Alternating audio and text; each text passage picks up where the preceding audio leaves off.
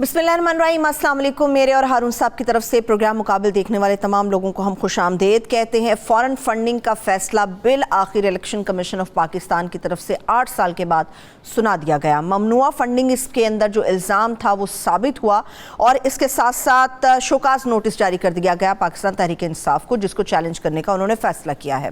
सवाल यह है कि अब सियासी मुस्तकबिल क्या है, पार्टी का हो या फिर इमरान खान साहब के हम सियासी मुस्तकबिल की बात करें, और इससे जुड़े जितने भी हम सवालात हैं वो हारून साहब के तज़िये में उनका जवाब हासिल करने की कोशिश करेंगे। इसके ऊपर बात होगी। इसके साथ साथ बलूचिस्तान के अंदर जो पाक आर्मी का हेलीकॉप्टर लापता हुआ, फिर ये खबर भी सामने आ गई कि क्या हुआ। Quetta core commander Quetta lieutenant general Sarfaraz Ali समेत तमाम जो 6 अफसरान उसमें मौजूद थे वो शहीद हो गए। ख़राब मौसम इब्तदाई तहकीकात के मुताबिक इस हादसे की वजह बना, मगर इसके साथ साथ जुड़े कुछ और ऐसे सवालात हैं जिन पे बात करना ज़रूरी है, वो भी हम हारून साहब से जानेंगे। काबुल के अंदर जो अमरीकी ड्रोन हमला हुआ और अलकायदा के रहनुमा ज़वाहिरी को जाँ बहक करने का जो दावा है, इसके ऊपर भी बात होगी, और पंजाब की पॉलिटिक्स के ऊपर भी कोशिश करेंगे बात हो जाए। हारून साहब, कल भी हमने ये ममनुआ फंड मुताल्लिक जो फ़ैसला आना था, आज फाइनली इलेक्शन कमीशन ने उसको सुना दिया, शोकाज जारी हुआ। सवालात करूंगी, मगर इस फैसले को आप किस तरह से देख रहे हैं? मेरा ख्याल है ये चंद दिन का हंगामा है। मैं ये नहीं कह सकता कितने दिन रहेगा, लेकिन ये है कि कोई बड़ा वाक़या हो गया जैसे ही तो ये पस मंज़र में चला जाएगा। कोई ख़ास मेरा नहीं ख्याल है कि इसके देर पर नतीजे निकलेंगे। ठीक है, मगर सियासी नुकसान तो तवक्को की जा सकती है। सियासी नुकसान होगा पार्टी को या इमरान खान साहब को, उनके करियर को? नहीं, अभी यलगार होगी ना, कुछ दिन बहुत शदीद यलगार होगी। जो पहला हमला होता है जैसे मैदान जंग में होता है, वैसे ही होता है पॉलिटिक्स में भी। कोई बड़ा वाक़या हो जाए, कोई कमज़ोरी किसी की हाथ आ जाए, वो चैनल ख़बर भी इस अंदाज में दे रहे हैं जैसे कोई चीज़ इस्टेब्लिश होगी। कोई चीज़ इस्टेब्लिश नहीं हुई है।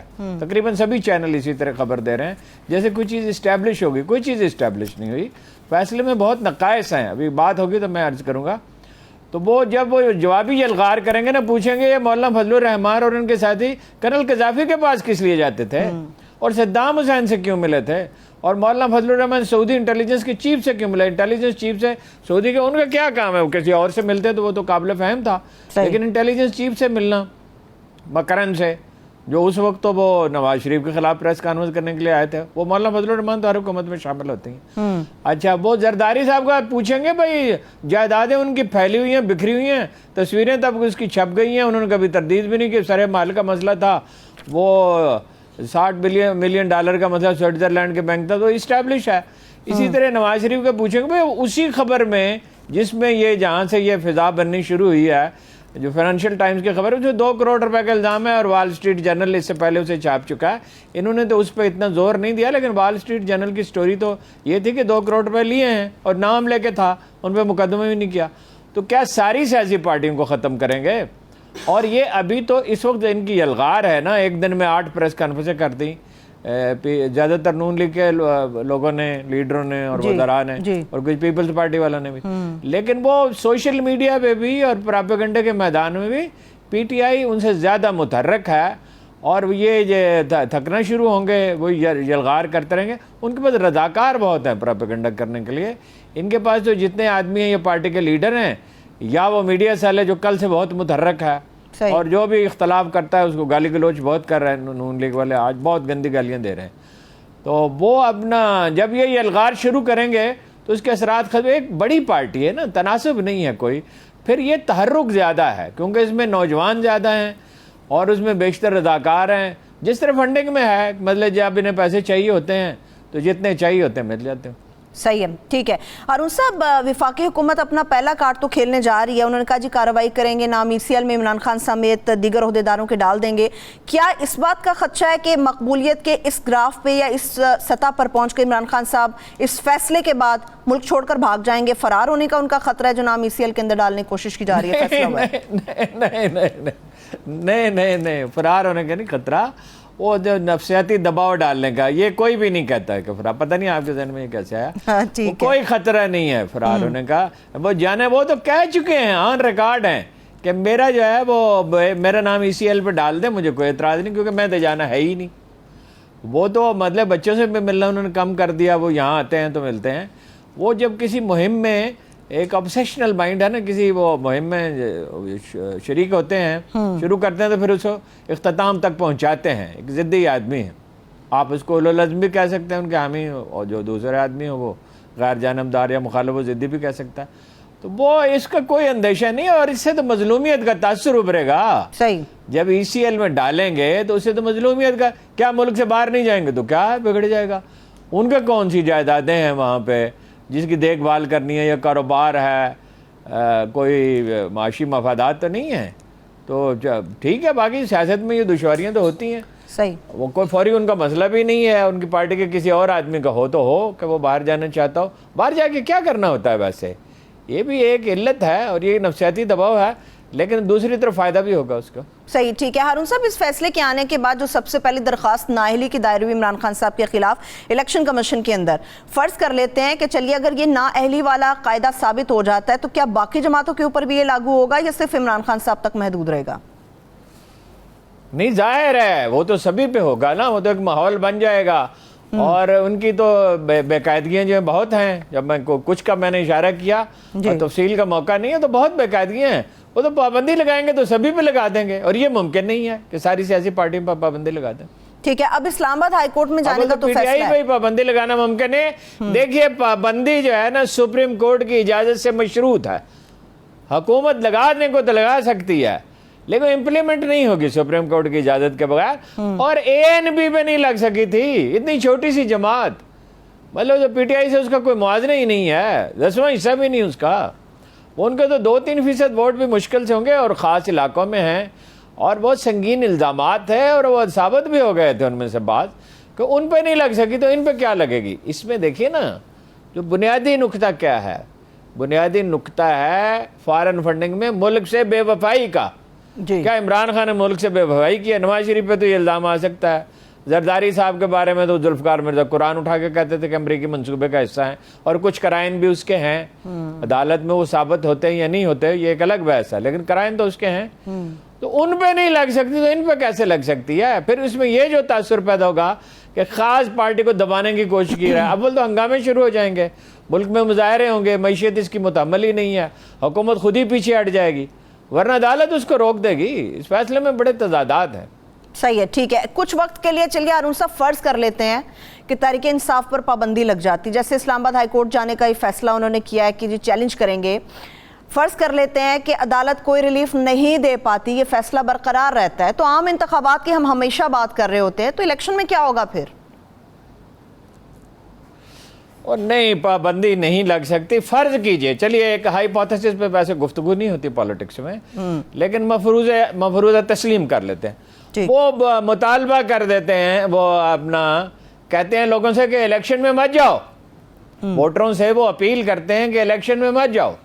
ٹھیک. دیکھیے نا، جو 1977 کے الیکشن تھے، جہاں سے ایک ٹرننگ پوائنٹ آیا پاکستان کی تاریخ میں، تو جو دھاندلی ہوئی تو اس پہ، حالانکہ بعد میں اس سے بھی زیادہ دھاندلی ہوتی رہی، وہ تو اپنا انہوں نے جو متحدہ محاذ تھا پارٹیوں کا بھٹو کے خلاف، انہوں نے اپیل کی کہ صوبائی اسمبلی کے الیکشن میں ووٹ نہ ڈالے جائیں. صوبائی اور قومی اسمبلی کے الیکشن اکٹھے نہیں تھے، بعد میں تھے صوبائی اسمبلی کے. اس ووٹ نہ ڈالے جائیں تو سناٹا تھا، کوئی آیا ہی نہیں ووٹ ڈالنے کے لیے.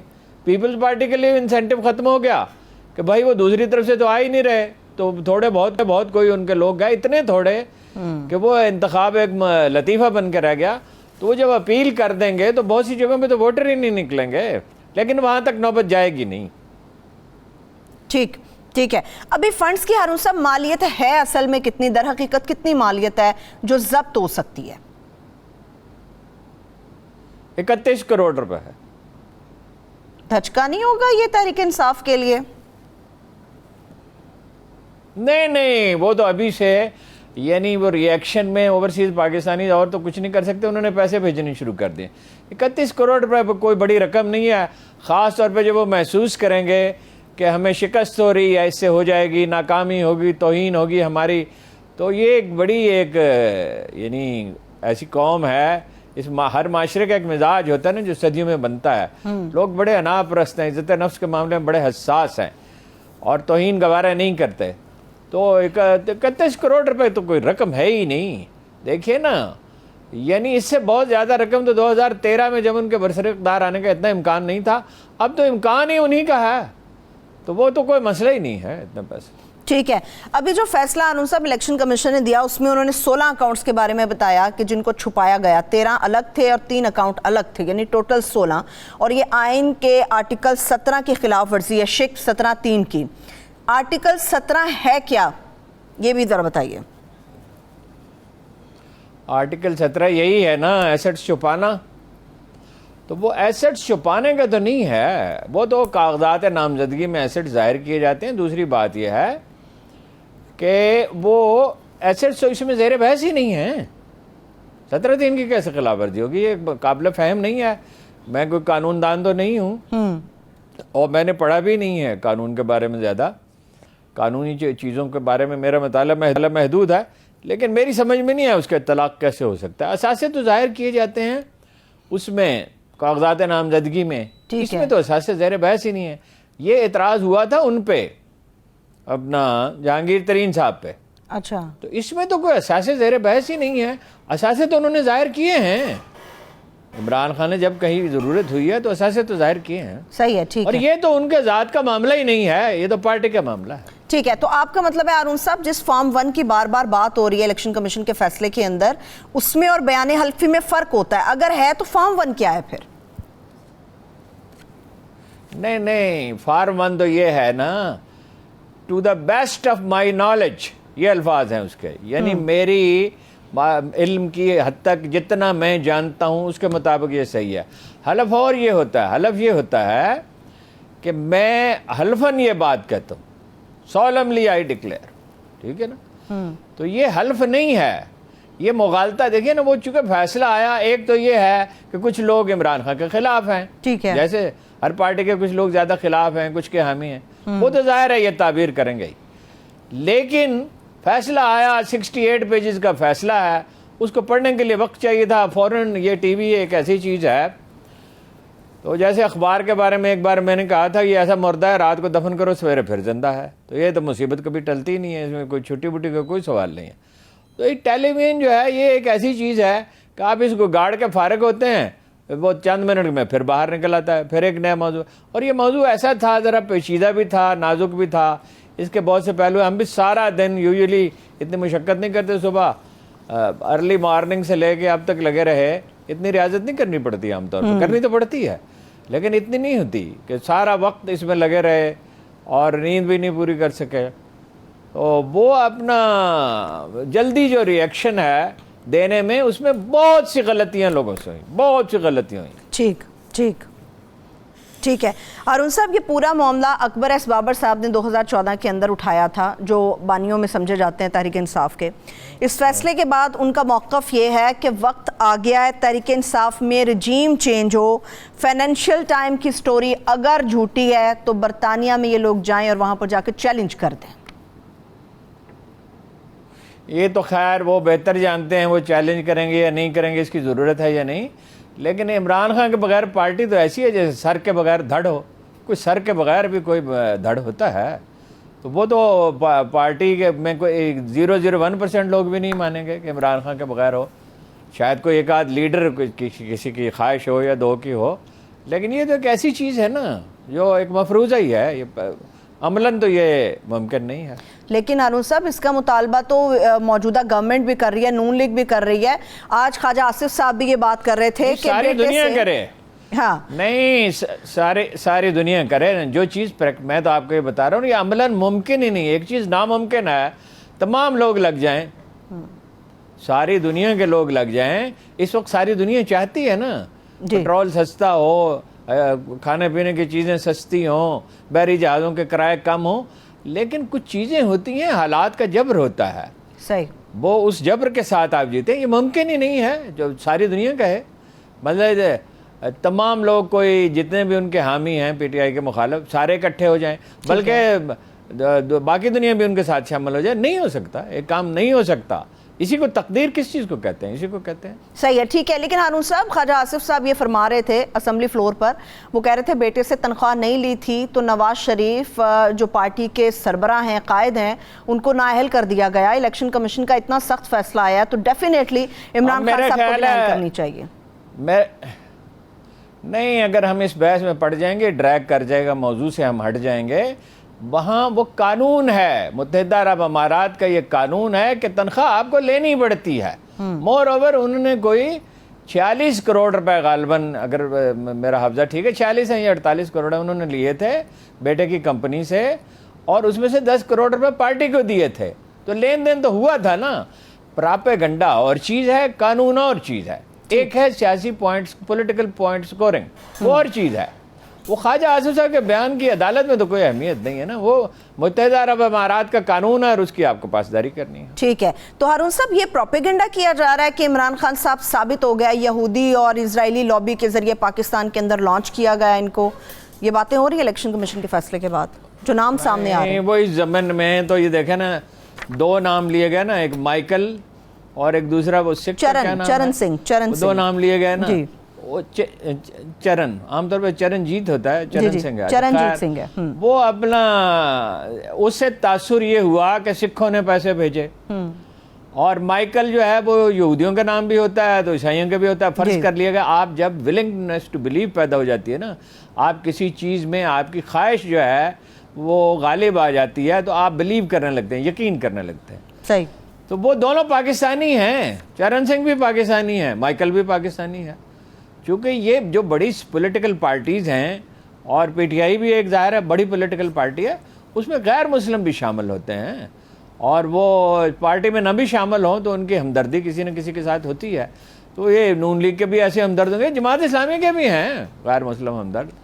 اور وہ اقلیتی جو ہیں گروپ، وہ بھی ظاہر ہے دلچسپی لیتے ہیں ان چیزوں میں. تو وہ دونوں پاکستانی ہیں.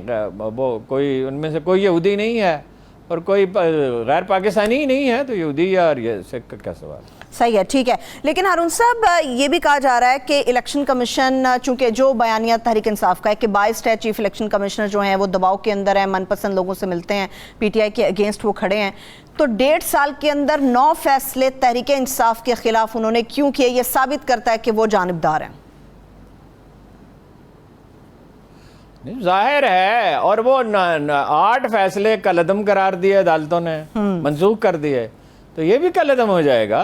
اس میں مجھے کوئی شبہ نہیں ہے. یہ تو میں نے آپ کو بتا ہی دیا کہ وہ خود یہ کہہ چکے ہیں.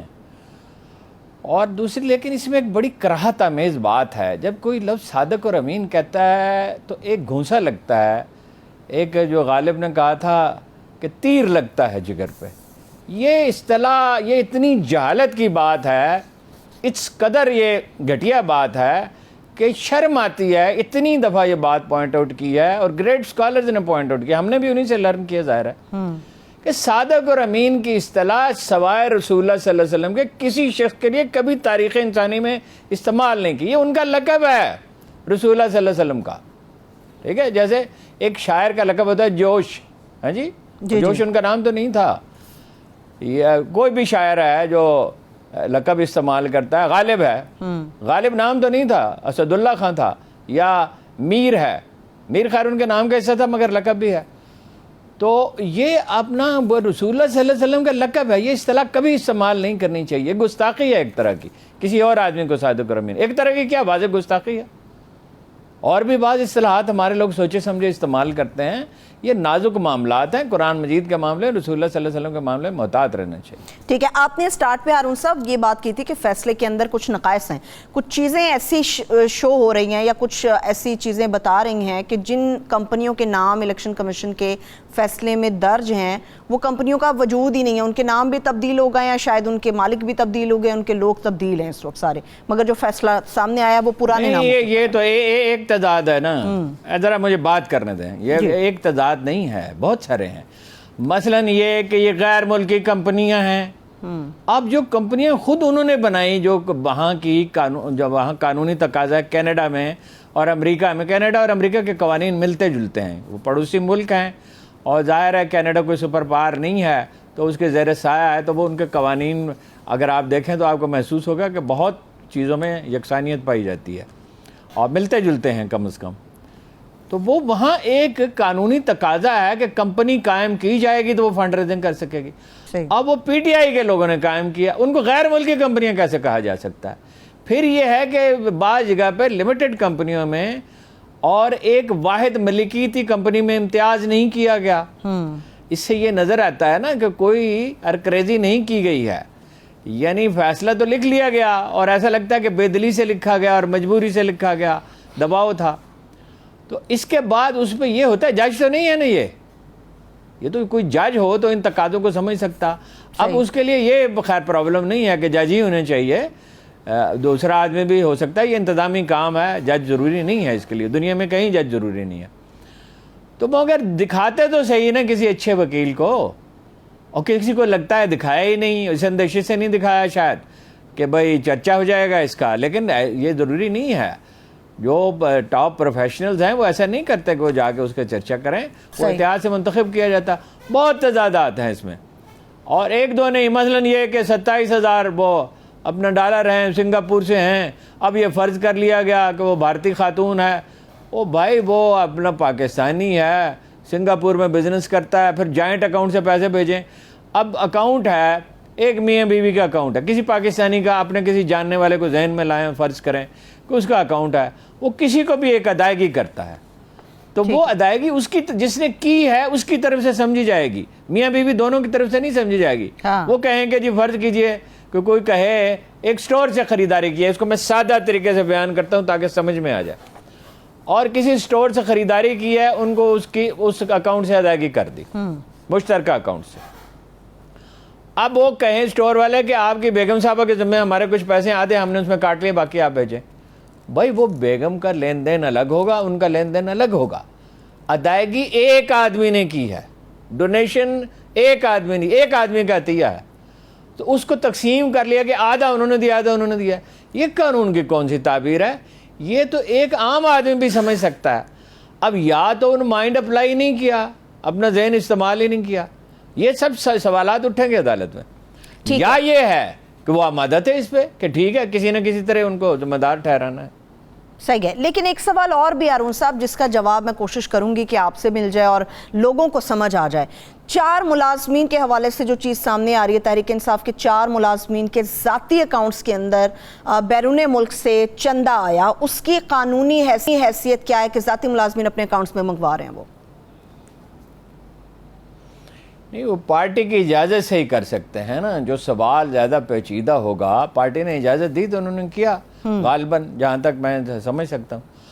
اب سوال جو پیچیدہ ہے وہ یہ پیدا ہوگا کہ وہ بعض اکاؤنٹس جو ہیں وہ ظاہر کیوں نہیں کیے گئے, یہ تو سوال اٹھے گا, اس کا کوئی جواب انہیں دینا ہوگا.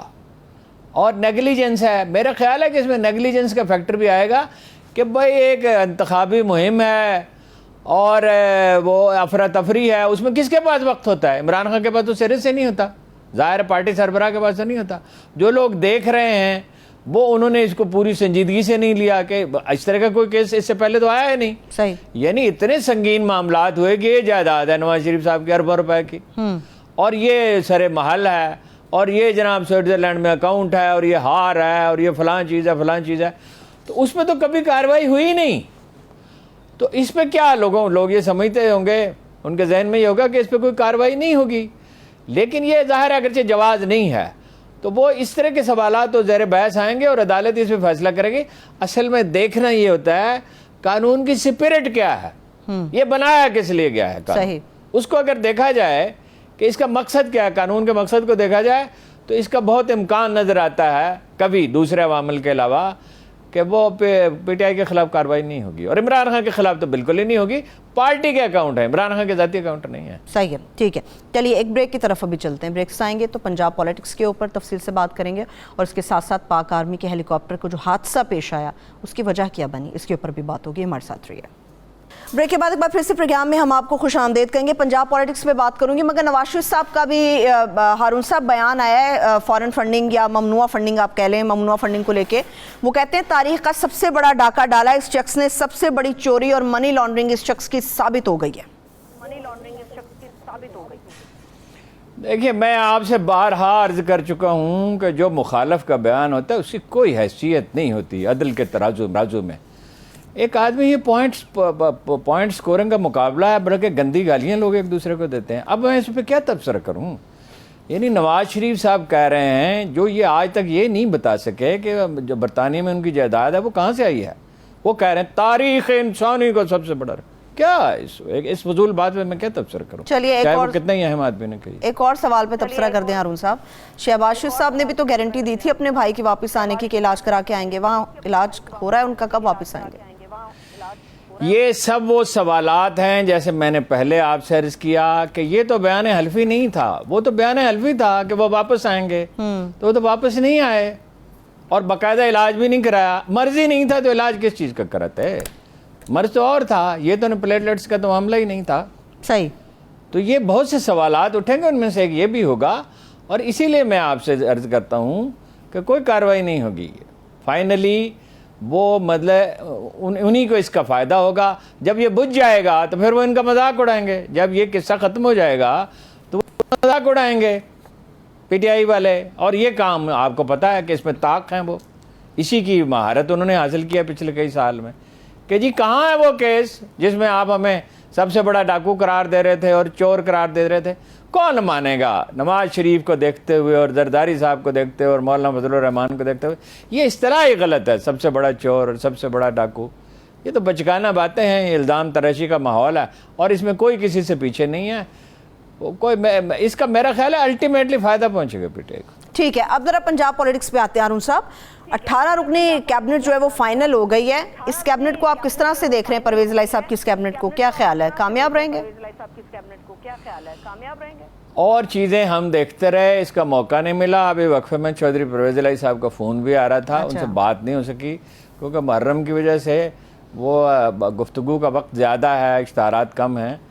تو وہ اپنا ان سے میری بات ہو جائے اور میں اس کو دیکھ لوں تو پھر کوئی رائے دے سکتا ہوں.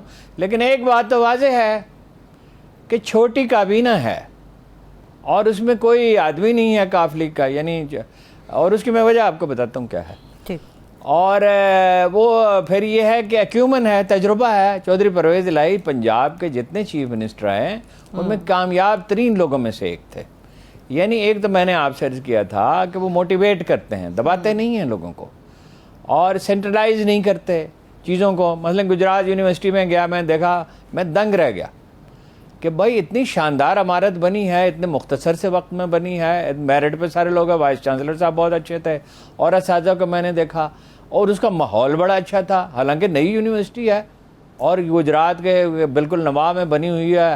کوئی یعنی علاقہ ایسا نہیں ہے جہاں اساتذہ اچھے آسانی سے اسٹاف مل سکتا. ہر چیز بڑی متاثر کن تھی. میں چودھری صاحب سے پوچھا کیا ہو اٹ ہیپنڈ، یہ کیسے ہوا؟ تو انہوں نے مجھے پتہ چلا کہ جس افسر کو لگایا وہ بڑا لائق افسر تھا. میں اتفاق سے جانتا بھی تھا اور آرکیٹیکٹ بڑا اچھا منتخب کیا اور صاف کہہ دیا وائس چانسلر سے کہ ہم کہیں بھی تو مت سفارش مانے. اول تو ہم کہیں گے نہیں، لیکن اگر کوئی دباؤ ہو، کوئی دوست ہو، سر پہ سوار ہو جائے یا علاقے کے لوگ ہوں، مگر یہ کہ آپ ٹال دیں. تو وہ کیپیسٹی زیادہ ہے، کافی تجربہ زیادہ ہے، کیپیسٹی زیادہ ہے اور طویل تجربہ ہے ضلعی سطح سے لے کے صوبائی وزارت سے لے کے پھر وزارت اعلیٰ تک. اور ذاتی وہ اپنا تعلق اچھا رکھتے ہیں اور کوئی بہت سخت پسند ناپسند نہیں. ہر ایک کی ہوتی ہے، ان کی بھی ہوگی، لیکن کوئی سختی نہیں ہے پسند. لوگوں کو اون کر لیتے ہیں، اجنبیوں کو بھی اون کر لیتے ہیں. اپنائیت زیادہ ہے. یہ ایک لفظ ہے اپنائیت، یہ میتھڈ ہے چودھری برادران. اب افسوسناک صورتحال ہے ان کے خاندان میں. اللہ تعالیٰ انہیں توفیق دے، مصالحت کریں جس طرح بھی ممکن ہے. اور لیکن یہ ہے کہ بہت ایکیومن ہے، غیر معمولی. جو پاکستانی معاشرے کی ساخت ہے، اس کو سیاست دانوں میں سب سے بہتر جو لوگ سمجھتے ہیں ان میں یہ لوگ شامل ہیں. اور یہ 2 نسلوں کا تجربہ ہے، ایک نسل کا تجربہ نہیں ہے. اپنے بزرگوں سے انہوں نے سیکھا. ٹھیک ہے، ابھی آپ بتانا چاہ رہے تھے ہارون صاحب کہ قافلے کا کوئی بھی رکن شامل کیوں نہیں ہے کیبنٹ کے اندر؟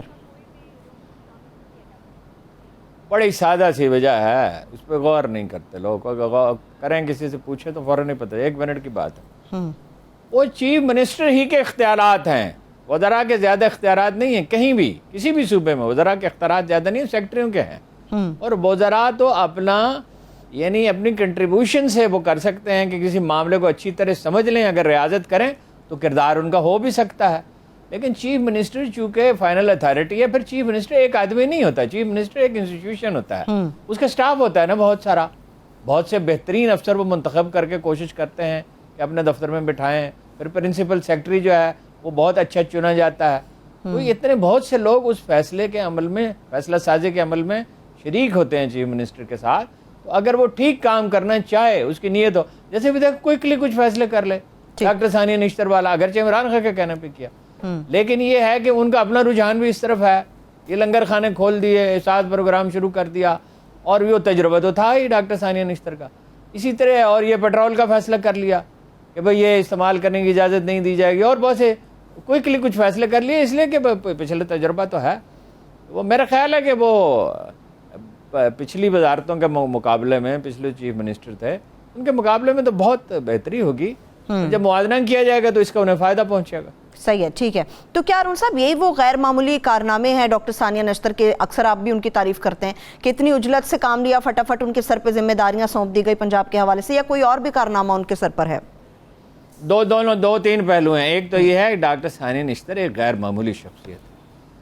غیر معمولی کس اعتبار سے؟ اس اعتبار سے نہیں کہ انہوں نے کوئی بڑی کتابیں لکھی ہیں اور بڑے کوئی ادارے چلائے ہیں. وہ ایک سادہ اصول ہے کہ وہ سمپل طریقے سے چیزوں کو دیکھتی ہیں. جو میں نے مشاہدہ کیا کہ کوئی چیز غلط ہے تو وہ نہیں ہونی چاہیے, اور جو چیز ٹھیک ہے اسے قبول کر لیا جائے. ایک جس کو انگریزی میں کہتے ہیں آنیسٹی دی بیسٹ پالیسی. نہ خیانت کی جائے, نہ جھوٹ بولا جائے, نہ فیور کی جائے کسی کی, اور نہ کسی کے ساتھ زیادتی کی جائے, اور انکسار بہت ہے طبیعت میں. تو اس کی وجہ سے وہ, اور پھر یہ ایک تو یہ پہلو ہے, اور انہوں نے 9 لاکھ آدمی نکال دیا. اب دیکھیں کتنے ارب روپے ماہانہ بنتے ہیں. 9 لاکھ آدمی جن کو 1200 روپے ملتے تھے, اس کو یہ 1400 روپے ملتے تھے مہینے کے. تو یہ دیکھیں کتنی بڑی رقم ہے, وہ مستحقین تک جائے گی. تو وہ یہ دوسرا پہلو یہ ہے کہ وہ یہ عمران خان صاحب یہ سمجھتے ہیں, اور ظاہر ہے چیف منسٹر بھی اسے اگری کرتے ہیں. اور کیا ہے کہ وہ اپنا جب مستحقین کو ملیں گے اتنی بہت بڑی تعداد میں, تو اس سے تاثر بہتر ہوگا. ایک تو لوگوں کی مدد ہوگی تو وہ ظاہر ہے حمایت کریں گے, اور ایک یہ ہے کہ جہاں ایک محلے میں 10 آدمی انہیں پیسے مل رہے ہیں, راشن ہے 30% کم پہ, اور وہ 5 لاکھ لوگوں تک پہنچ چکا تھا, اور لوگوں تک پہنچ رہا تھا, انہوں نے بند کر دیا. اچھا پھر یہ لنگر خانے, کتنے بے شمار لوگ ہیں محتاج جو ہیں, انہیں ڈھنگ کا کھانا مل سکتا ہے, ٹھہرنے کی جگہ مل سکتی ہے.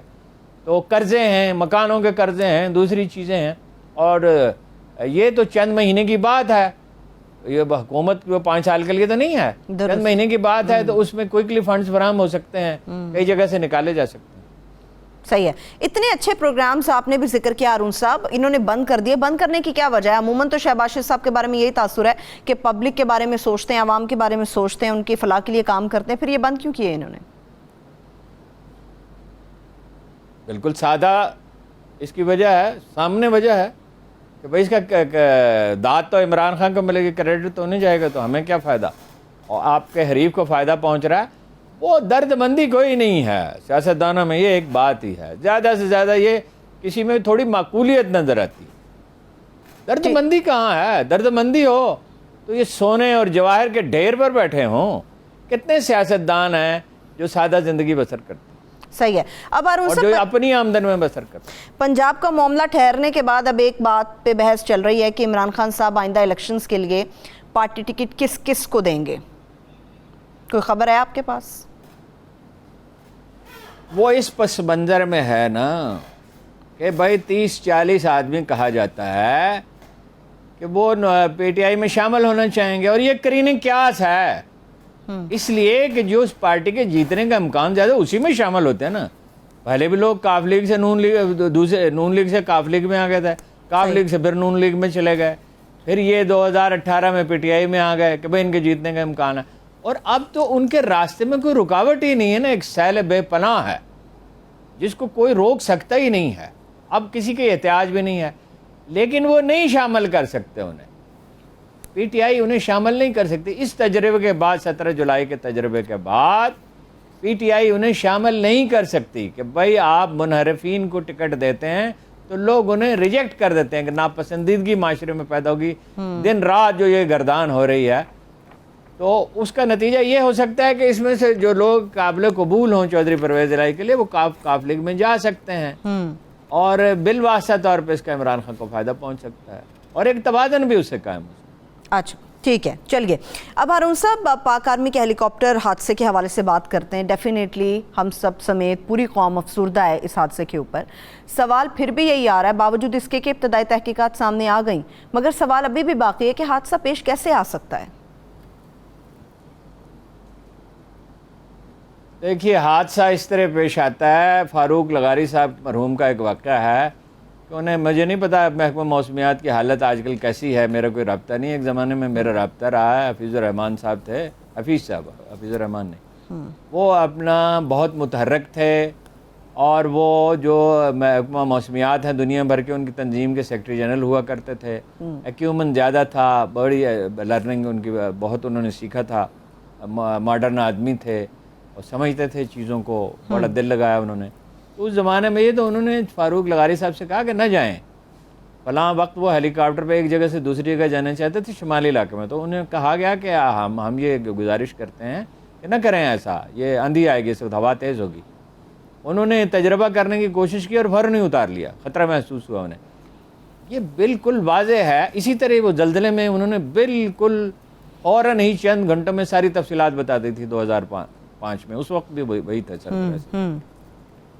بات یہ ہے یہ ہو ہی نہیں سکتا، کوئی ہیلی کاپٹر نہیں اڑتا، کوئی جہاز نہیں اڑتا، اور فوج میں ڈسپلن اور بھی سخت ہے ان معاملات میں، درست۔ محکمہ موسمیات سے پوچھے بغیر جو لمحہ بلمحہ بتاتا رہتا ہے، جو بھی نئی صورتحال پیدا ہوتی ہے بتاتا رہتا ہے۔ اب دنیا میں ایکوپمنٹ بہت اچھا ہے، بالکل یہ بات واضح ہے کہ انہوں نے رسک لینے کا فیصلہ کیا، جو ایک فوجی کا ذہن ہوتا ہے، فوجی افسر کا، کہ بھائی ٹھیک ہے پرابلم ہو سکتا ہے لیکن نمٹ لیں گے اس سے، اس لیے کہ بھائی یہ اگر احساس ذمہ داری کسی آدمی میں ہو تو وہ اپنا یہ سوچتا ہے کہ چلیے تھوڑا بہت خطرہ مول لیا جا سکتا ہے، لوگ منتظر ہیں، لوگ بہت تکلیف میں ہیں، اس سے اندازہ ہوتا ہے نا کہ وہ حساس آدمی ہوں گے۔ تو میں نے کبھی ملا تو نہیں ان سے، دیکھا تو نہیں، لیکن جنرلی ان کے بارے میں تاثر بہت اچھا ہے، خاص طور پر یہ کہ بہت سوجھ بوجھ کے آدمی تھے۔ 2 دفعہ انہیں تمغہ بصالت ملا، دہشت گردی کی جنگ میں بہت سے افسروں کو تمغے ملے لیکن 2 دفعہ تو بہت کم ہی ملا ہوگا۔ اور وہ ملٹری انٹیلیجنس کے سربراہ رہے، بہت نازک حالات میں فرنٹیئر کانسٹیبلری کے سربراہ رہے، اور یہ اس کے لیے بہترین افسروں کا انتخاب کیا جاتا ہے، ایف سی کے لیے بلوچستان کے لیے، اور رینجرز جو جہاں انہیں سندھ میں ذمہ داریاں سونپی گئی ہیں، تو اس سے ایک سندھ رینجرز کے ایک سربراہ کے بارے میں ایک چیف آرمی سٹاف سے میں نے پوچھا کہ یہ لیفٹیننٹ جنرل ہو جائیں گے؟ اچھا، انہوں نے کہا یہ نہیں ہوں گے تو اور کون ہوگا؟ مطلب انہوں نے بہت تأمل کے بغیر فوراً ہی جواب دیا تیزی سے، جس میں یہ سینس پائی جاتی تھی کہ تمہیں اتنا بھی سمجھ نہیں ہے کہ جب ان مناصب پہ جو لوگ پہنچتے ہیں اور پرفارم اگر کرتے رہیں جیسا پہلے کرتے تھے، تو یہ انہوں نے ایک رسک لیا۔ دیکھیے کراچی میں گیا، اور میں اس وقت جو کراچی کے کور کمانڈر تھے ان سے ملا، کراچی اور کوئٹہ کے کور کمانڈر اخبار نویسوں سے ملتے تھے، انہیں اس کی اجازت دی گئی تھی کیونکہ وہاں ٹربل تھی کراچی میں بہت زیادہ، جو اب لوگ بھول ہی گئے ہیں، بڑی جلدی یہ قوم ہر چیز بھول جاتی ہے، اور بلوچستان میں بھی تھی، تو وہ بریف کرتے تھے، ضروری بات کرتے تھے، سیاست پہ بات نہیں کرتے تھے، اسی پہ کرتے تھے۔ تو وہ انہوں نے مجھے بڑی ایک حیرت انگیز بات بتائی، انہوں نے کہا کسی بھی جگہ سے حکم ملنے سے پہلے جب تھر میں خشک سالی ہوئی تو میں نے آرمی ڈپلائے کر دی حکمان۔ اس کا مطلب یہ ہے کہ نچلی سطح پہ یہ اختیارات ہوتے ہیں کہ ایمرجنسی کو میٹ کر، اور فوج کے راشن میں سے گنجائش ہوتی ہے اس میں ہمیشہ، اس میں سے کچھ حصہ جو ہے فوراً ہی تقسیم کر دیا۔ چنانچہ میں نے تھر میں لوگوں سے پوچھا کہ کبھی کسی نے آپ کا حال پوچھا ہے، کبھی کوئی آپ کی مدد کو آیا؟ انہوں نے کہا بھٹو صاحب ہمارا حال پوچھنے آئے تھے، اس کے بعد فوج ہی پوچھتی ہے، سویلین سیاستدان تو نہیں پوچھتے۔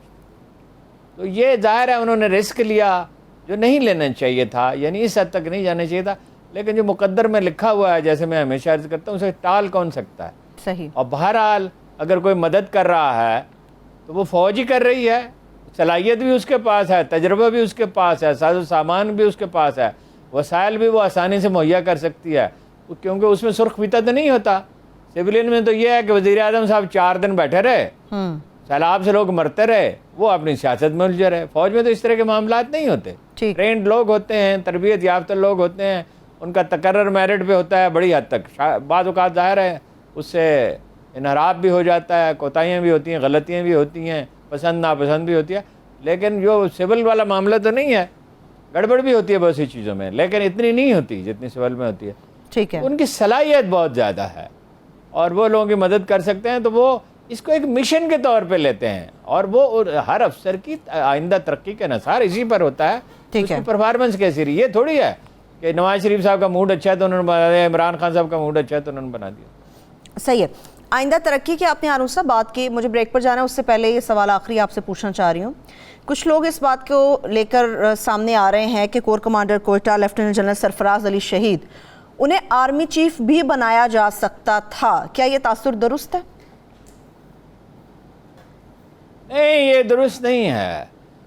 جنرل سرفراز سینئر افسروں میں شامل نہیں تھے، انہیں چیف آف آرمی سٹاف نہیں بننا تھا، لیکن ایک صورت ممکن تھی. وہ شاید اس وجہ سے لوگ متاثر ہو گئے، ایک تو ان کی شہادت کی وجہ سے، جذبات سے لوگ مغلوب ہو جاتے ہیں. یہ ہے شہادت ویسے اس لیے کہ وہ ایک ایسے کام میں مصروف تھے. علماء بہتر سمجھ سکتے ہیں، لیکن جتنا تھوڑا بہت میرا مطالعہ ہے، اب فتویٰ تو علماء ہی دے سکتے ہیں، لیکن یہ ہے کہ جو ہم سمجھ سکتے ہیں، یہ جہاد ہے نا. لوگ مر رہے ہیں، پانی میں ڈوب رہے ہیں، انسانی زندگیاں خطرے میں ہیں. قرآن کریم کہتا ہے جس نے ایک زندگی بچائی اس نے تمام بنی نوع انسان کو بچا لیا. تو جہاد اور کیا ہے، اس کی فضیلت تو بہت ہے. تو وہ اس کی شہادت کی وجہ سے بھی، اور پھر یہ انہیں بڑا ذہین آدمی سمجھا جاتا تھا اور ٹریک ریکارڈ اچھا تھا، اس وجہ سے لوگ یہ فرض کر لیتے. ایک صورت صرف ہو سکتی تھی، وہ یہ ہے کہ موجودہ چیف کی 1 سال کی ایکسٹینشن اگر ہو جاتی، یہ ایک محفوظ ہے، ہو جاتی تو پھر اس کا امکان تھا، تاثر ان کا اچھا تھا. صحیح ہے. ٹھیک ہے، ایک بریک لے لیتے ہیں، بریک سے ہم واپس آئیں گے تو کابل جو امریکی ڈرون حملہ ہوا ہے اس سے متعلق ڈیٹیلز آپ کے ساتھ شیئر کریں گے. ہمارے ساتھ رہیے. بریک کے بعد ایک بار پھر سے پروگرام میں ہم آپ کو خوش آمدید کہیں گے. اتوار کی صبح ایک حملہ ہوتا ہے کابل کے اندر، امریکی ڈرون حملہ، اور ڈرون حملے کے اندر القاعدہ کے رہنما ایمن الظواہری، ان کے جاں بحق ہونے کے حوالے سے تصدیق سامنے آ جاتی ہے. ہارون صاحب، حملہ تو ہو گیا مگر فضائی حدود کون سے استعمال ہوئی، کہاں سے اڑا، کہاں سے گیا، کچھ پتہ ہے؟ نہیں، اس کے بارے میں یقین سے نہیں کہا جا سکتا. تفصیلات آئیں گی سامنے، ظاہر ہے یہ راستہ نہیں رہے گا.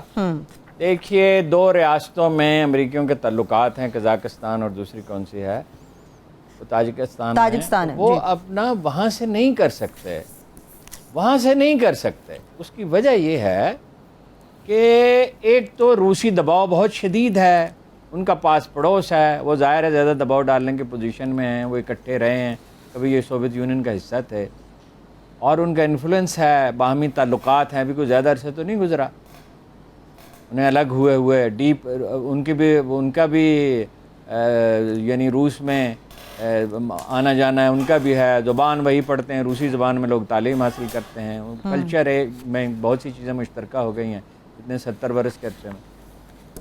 تو دوسری صورت یہ ہے وہاں سے نہیں ہو سکتا. خواہ یوکرین کی جنگ ہو رہی ہے، اس کی وجہ سے بھی روسی بہت سینسیٹیو ہیں، تو ظاہر ہے کوئی ان کی پڑوسی ریاست یہ متحمل نہیں ہو سکتی، اور روسی یہ گوارہ نہیں کر سکتی. اچھا، دوسری صورت یہ ہے کہ وہاں سے ہو، بحر ہند سے ہو، مشرق وسطیٰ سے بھی ہو سکتا ہے، لیکن یہ مجھے معلوم، میں اس کا کوئی ایکسپرٹ تو نہیں ہوں. وہ بحر ہند سے ہو سکتا ہے، ان کے بحری جہاز جو ہیں وہ چلتے پھرتے شہر ہی ہیں، بہت بڑے بڑے ہیں، وہاں سے ہو سکتا ہے. لیکن یہ تو ظاہر ہے کہ اگر وہاں سے ہوا ہے تو پاکستان کی فضائی حدود استعمال ہوئی ہیں. اب ایک سوال رہ جاتا ہے، کیا انہوں نے اجازت لی یا نہیں لی؟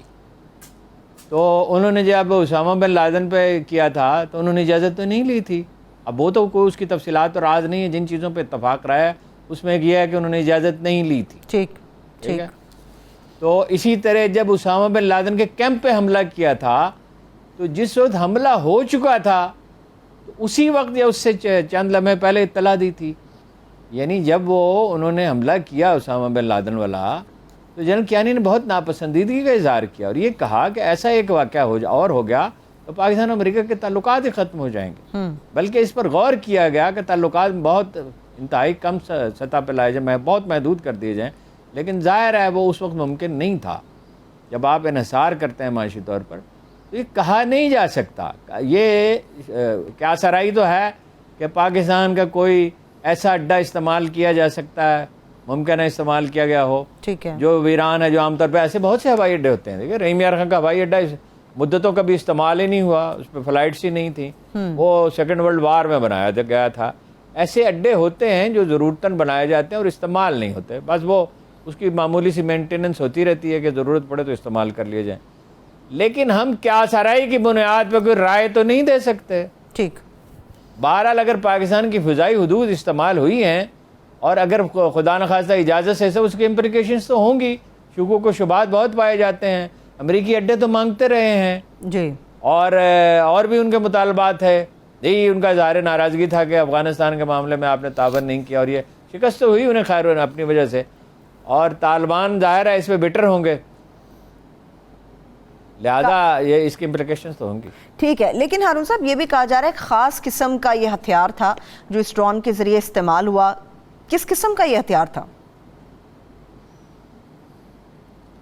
دیکھیے اس سے پہلے جو میزائل استعمال ہوتے تھے وہ یہ آپ یہ سمجھ لیں سادہ الفاظ میں وہ بم کی طرح ہوتے تھے، زیادہ بارود ہوتا تھا ان، اور اس کے نتیجے میں پچھلے سال بھی کابل میں ایک واقعہ ہوا 24 جون کو، تو وہ اس کے نتیجے میں بہت تباہی ہوتی تھی.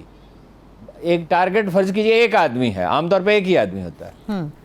تو اسامہ بن لادن پہ جو کیمپ پہ حملہ ہوا اس میں بھی اسامہ ہی ٹارگٹ تھے نا، اور بھی ان کے داماد پہ حملہ ہوا اس میں یہی میزائل استعمال کیا گیا سیریا میں. اور ایک اور خالد کوئی ایک لیڈر ہیں پارٹی کے، خالد ان پہ استعمال ہوا، یہی استعمال کیا گیا. خالد العربی ہے میرے خیال. جی جی. اچھا وہ اپنا یہ بہت اس میں پچھلے سال یہ واقعہ ہوا کہ 7 آدمی مر گئے، وہ دوسرا میزائل تھا. تو پھر یہ میزائل استعمال کرنا شروع کیا گیا اس لیے کہ اس میں بارود جو ہوتا ہے وہ تو ہوتا ہے اس کو چلانے کے لیے، جہاں تک میں سمجھ چکا ہوں مختصر وقت میں جو کچھ میں نے پڑھا ہے اس پہ، وہ اس کو چلانے کے لیے استعمال ہوتا ہے بارود. اور وہاں جب وہ گرتا ہے تو اس میں سے آپ اس کو بلیڈ کہہ لیں، چھریاں کہہ رہے ہیں، وہ تیز دھار آلات اس میں سے نکلتے ہیں اور وہ اس آدمی کے چیتھڑے اڑ جاتے ہیں، چنانچہ لاش باقی نہیں بچتی ہے، کوئی دفنانے کے لیے کوئی چیز باقی نہیں بچتی ہے، علامتی تدفین ہو سکتی ہے. تو یہ ہیل فائر اس کو کہا جاتا ہے، RX-9 یہ اس کا نام ہے. اور اس کے کوئی ویسے رسمن بھی کوئی نام دیے گئے ہیں سمپل قسم کے. تو یہ میزائل استعمال ہو رہا ہے اور ظاہر ہے کہ وہ ٹیکنالوجی میں تو امریکہ اب بھی دنیا میں سب سے آگے ہے. صحیح ہے. ٹھیک ہے چلیے انٹرنیشنل یہ بات ہو رہی ہے. ہارون صاحب 2 منٹ مشکل سے میرے پاس ہیں. نینسی پیلوسی جو امریکی ایوان نمائندگان کی اسپیکر ہیں، وہ آج رات کے ان کے توقع ظاہر کی جا رہی کہ وہ تائیوان آئیں گے. ان کے اس دورے کو آپ اچھا پہنچ چکی ہیں، ٹھیک ہے تائیوان وہ پہنچ چکے ہیں. ہارون صاحب ان کے اس دورے کو آپ کس طرح سے دیکھ رہے ہیں؟ کتنا کانفلکٹ آئے گا تائیوان اور چائنا کے درمیان اس دورے کو لے کر؟ دیکھیے بہت حدت پیدا ہوگی، اور امریکی حکمت عملی یہ نظر آتی ہے کہ یورپی یونین کو اور اپنے حلیفوں کو یعنی بھارت کو، آسٹریلیا کو، جاپان کو، ان کو اس میں گھسیٹنے کے لیے ایسی کشیدگی پیدا کر دی جائے کہ ان کے لیے اس کے سوا کوئی چارہ نہ رہے کہ وہ ہمارے ساتھ کھڑے ہوں یا چین کے ساتھ کھڑے ہوں. چین کے ساتھ تو ظاہر ہے بھارت کھڑا نہیں ہو سکتا، آسٹریلیا بھی نہیں ہو سکتا، جاپان بھی نہیں ہو سکتا، یورپی یونین بھی نہیں ہو سکتی. تو یہ سوچی سمجھی ایک حکمت عملی ہے. میرا نہیں خیال کہ اس کو کوئی فوری ایسا نتیجہ ہوگا. بعض لوگ کہہ رہے ہیں جنگ ہو رہی. چینی بہت دانا لوگ ہیں، وہ اپنی معیشت کیوں تباہ کریں گے؟ اور ظاہر ہے کہ وہ الگ تھلگ ہونا کیوں دنیا سے چاہیں گے؟ روس ویسے الجھا ہوا ہے، یہ کوئی اس کے لیے موضوع وقت تو نہیں ہے. ویسے جنگ کے لیے کوئی وقت بھی موضوع نہیں ہوتا، اس لیے جنگوں سے تباہی ہوتی ہے، اس سے ہر حال میں بچنا چاہیے. لیکن اگر کسی کا یہ خیال ہے کہ چینی ہاتھ پہ ہاتھ دھر کے بیٹھے رہیں گے تو یہ تو ممکن نہیں ہے. دیکھیے نا، انہیں بھی اپنی قوم کو جواب دینا ہے اور انہیں بھی اپنا پرچم بلند رکھنا ہے. وہ بھی ایک سپر پاور ہے نا. وہ یعنی بعض اعتبار سے تو امریکہ سے آگے نکل گئے ہیں اپنی سیونگز میں. مثلاً وہ امریکہ سے آگے ہیں، وہ انویسٹمنٹ زیادہ کر سکتے ہیں، وہ بھی سخت جان ہے. وہاں تو 5-6 نسلیں تمول میں پلی ہیں، آسودگی میں. تو یہاں تو ابھی وہ پہلی نسل ہے ان کی جو اس سے گزر رہی ہے، اور انہیں منزل اپنی بڑی نظر آتی ہے. تو وہ کہیں نہ کہیں کسی نے، میں نہیں کہہ سکتا کس طرح سے، اس کا قرض چکا دیں گے، اسی طرح ان پہ دباؤ ڈالیں گے. صحیح ہے. ٹھیک ہے. چائنا کی طرف سے تو یہ بارہا کہا گیا اور ابھی بھی اس دورے پہ کہہ دیا گیا ہارون صاحب کہ امریکہ اس دورے کی قیمت بھی ادا کرے گا اور اس کی ذمہ داری پوری امریکی فریق کے اوپر ہے. مگر میرا سوال یہ کہ کیا امریکی ایوان صدر کے وائٹ ہاؤس کے حمایت اس دورے کو حاصل نہیں ہے؟ ماضی میں ایسے دورے ہوتے رہے ہیں کہ وائٹ ہاؤس کی حمایت حاصل نہ اور دورہ ہو جائے؟ ہو ہی نہیں سکتا. یہ مفروضہ عجیب ہے کہ وائٹ ہاؤس کی حمایت حاصل. وائٹ ہاؤس کی حمایت حاصل ہے ورنہ پولائٹلی ان سے کہہ دیا جا سکتا ہے کہ ریاستی مفادات کو خطرہ ہوگا، اس سے نقصان پہنچے گا۔ میں اس مفروضے کو تسلیم نہیں کرتا، یہ مکالمہ بات ہے، کامن سینس کے ہی خلاف ہے۔ ٹھیک ہے، اس یہ ہو سکتا ہے کہ انیشیٹو وائٹ ہاؤس کا نہ ہو، یہ پاسبل ہے، اس لیے کہ امریکہ کا ایک خاص طرح کا معاشرہ ہے، اس میں بہت سے لوگ، امریکہ میں تو یہ ممکن ہے کہ آپ جو آدمی چاہے اطلاع دے دے اور رائفل رکھ لے، کوئی باقاعدہ کوئی پروسیس سے تھوڑی گزر کے لائسنس لینا پڑتا ہے۔ تو وہ لوگ مر رہے ہیں وہاں پہ، ہر سال سینکڑوں آدمی قتل ہو جاتے ہیں غیر ذمہ دار لوگوں کے ہاتھوں۔ چلیے ٹھیک ہے، اس کو امریکی صدر روک نہیں سکتا، صحیح۔ امریکی معاشرے کی ساخت تو مختلف ہے۔ بہت شکریہ، تھینک یو سو مچ ہارون، سوالوں کا شکریہ، اجازت دیجیے، اپنا خیال رکھیے، خدا حافظ۔